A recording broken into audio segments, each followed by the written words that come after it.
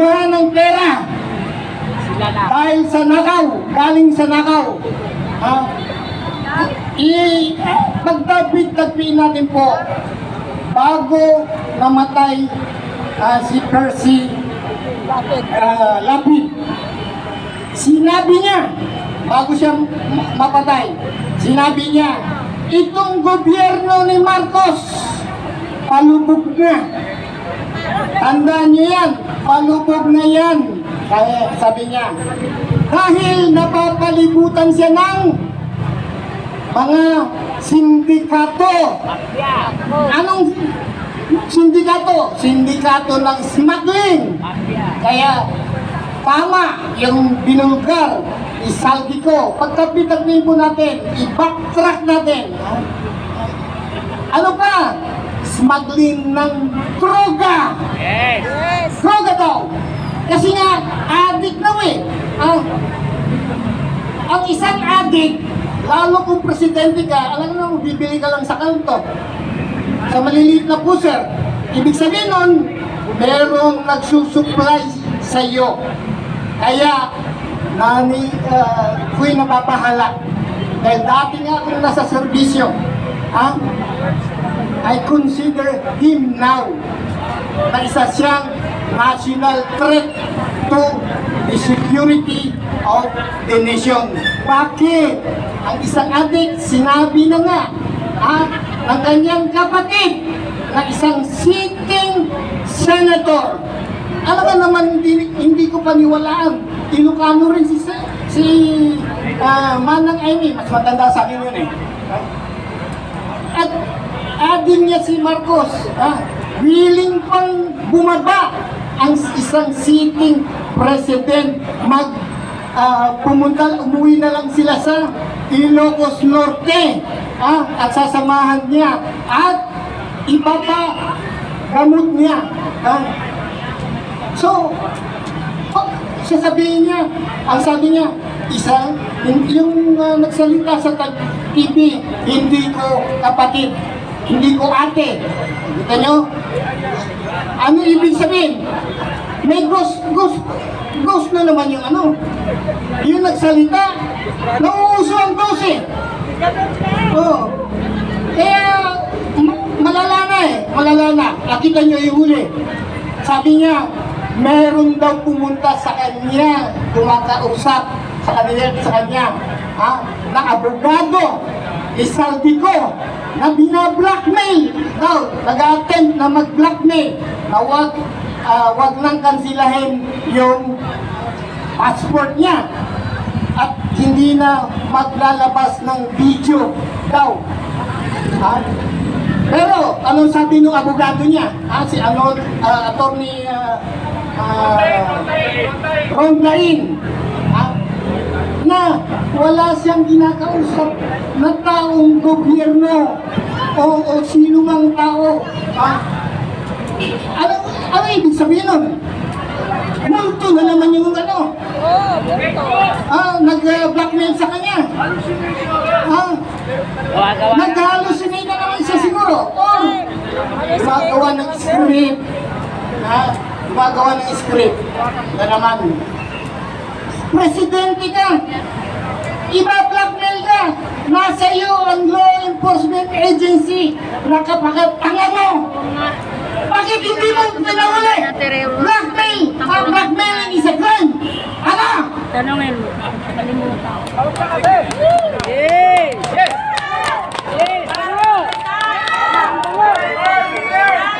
Presidente ka, iba-blackmail ka. Dadating na abogado eh. Dapat kinausap ka, saan yan? Saan lugar? Sa Malacanang, higpit-higpit lang yan. Security, naka-CCTV lahat yan. Kaya nga, medyo ibig sabihin, iba na yung sinasabi niya. Kaya dapat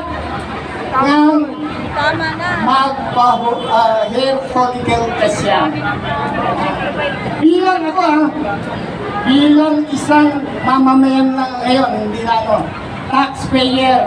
At binoto natin siya, binoto ko. Isa ko sa empleyado niya. Tayo ang nag-upo sa kanya. Tayo ang nag-upo sa kanya. Kaya, I dinidiman ko para matigil itong hirap natin dito. Nagkararally po tayo ng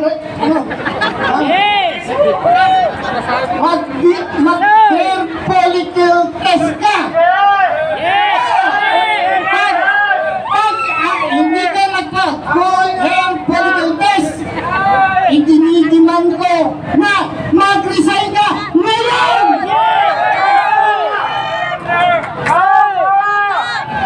You are a threat to the national security. Naka-member ka ng sindikato ng drugs. Kaya ayaw mong magpa-fair political test. Yung sa smuggling ng sibuyas, ng mga agricultural products, himay-mayin natin ulit. Nung umupo si Presidente Duterte, pumunta si Marcos, BBM, kasama niya si Bongo, yung special assistant. At nilalapit ni Bongo ni Presidente Duterte na maging Secretary of Agriculture. Nakita niyo yung CD ng interest niya sa Department of Agriculture. Pero hindi pinayagan ni Duterte dahil may bagahe daw. He is a weak leader. He is what? An addict na naman. Kaya may issue. Kaya nung siya naman na ang nanalo, inampanya na natin, naniwala naman kami, nanalo siya. Dalawa ang kauna-una niyang ginawa. Ang pagkaupo niya. Tinanggal yun. Binuwag niya ang PACC. Ano kaya intensyon? Bakit yung binuwag? Pangalawa, inupuan niya ang Department of Agriculture. Ano ang iniisip niyo? Para ano? Masustain yung smuggling. Binulgar ni Saldico na inimplicate niya si First Lady, yung kapatid niya, si Martin Araneta, at saka yung certain nagkaroon pa nga ng investigasyon sa Kongreso sa pinamumunuan, kung maalala nyo, ni Congressman Swansing ng Ways and Means. Ano ang sabi? Sabi ko, tumawag daw si First Lady at pinahihinto yung investigasyon sa Kongreso. Kaya, na-stop na naman. Tuloy ang ligaya ng smuggling. Hanggang ngayon, tingnan nyo, ang taas-taas ng presyo ng sibuyas. Tapos sasabihin pa ng secretary na naman yan ng DTI na 500 lang. Kasi na naman, Noche na. Sira ulo. Pamasahe nga ang pamalengke, magkano na? Pang-tricycle na lang, back and forth, magkano na? Ako sasabihin mo, 500. 500 daw. Saksak sa baga nila yun. Naloko niyo ang Pilipino. Ano pa? Ito na naman. Ito na naman. Yung LTO.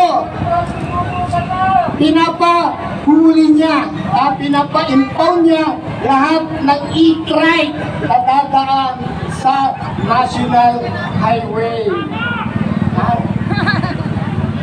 Ano ang implikasyon niyan? Kawawa na naman. May apo ako, hinahatid ko sa e-bike. Hindi ka naman pupunta sa sa interior o mga municipal barangay road. Lalabas na ang national road. Papa-impound. Bakit? Hindi guys so para daw sa safety. Balik si kuya, dito Hindi na lang daw guys siya. of safety ng mga riders ay Dito ka na lang kuya, huwag ka wag nang daw pumunta dadaan ng sa malayo. National Road. Balik ka. Ah, Oo. yun lang, Tama ka. nakarehistro. Ay, tama. At dapat Di ba? Oh. dinadrive na may lisensya. Okay ako doon. Doon ka mag-rally sa Marcos Remain, huwag ka dito mag-iskandalo. Polis, oh, hindi namin yung kasama, nag-iskandalo. Doon ka, lumayas ka. Tarantado, kulukoy. Doon ka. Ang polis, kumarkas. Tarantado. Ikaw ang nagbubulo. Tarantado, bulo. Tama daw eh, na ipagbawal Huwag ka dito lumapit. Demonyo ka rin. Yes! Gago! Oh, alam niyo mga kapatid, sinabi yung mga ito naman sasabihin ni President Bongbong Marcos, ano gagawin natin? Labas ako diyan. Hindi ko alam diyan. Malay ko diyan. Wala akong pakialam diyan. Kaya, para makakolekta na naman ng fees sa LTO,